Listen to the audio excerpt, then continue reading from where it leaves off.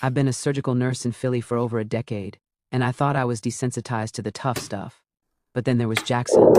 He was 18, a literal phenom on the mound with a 98-mile-per-hour fastball and a full-ride scholarship to his dream school. But one slick patch of black ice on the way home from practice changed everything. The car was totaled, and while Jackson survived, the nerve damage in his pitching arm was catastrophic. He wasn't just losing a season, he was losing his entire future.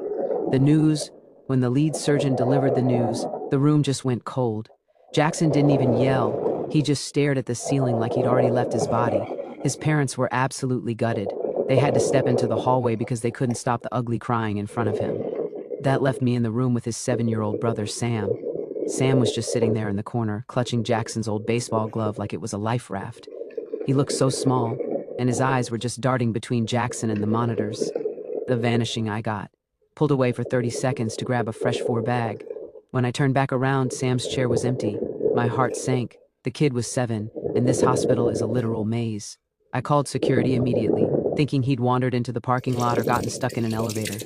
We spent 10 minutes in a full-blown panic mode until we got a call from the hospital's finance and billing department downstairs.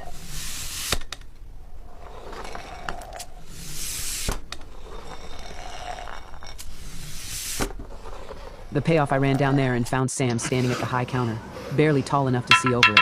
He dumped out a crumpled pile of birthday money, tooth fairy singles, and a half-eaten bag of gummy bears. He was sobbing, telling the lady at the desk that he wanted to buy her surgery to swap his arm with Jackson's. He told her he was young and could learn to be a lefty, but Jackson needed to play. It was the most devastating and pure thing I've ever witnessed. When we brought Sam back up and he told Jackson he tried to make the trade, Jackson finally broke. He pulled his little brother in and just held him. His career was over, yeah, but you could tell that in that moment, he realized he'd already won the most important game of his life.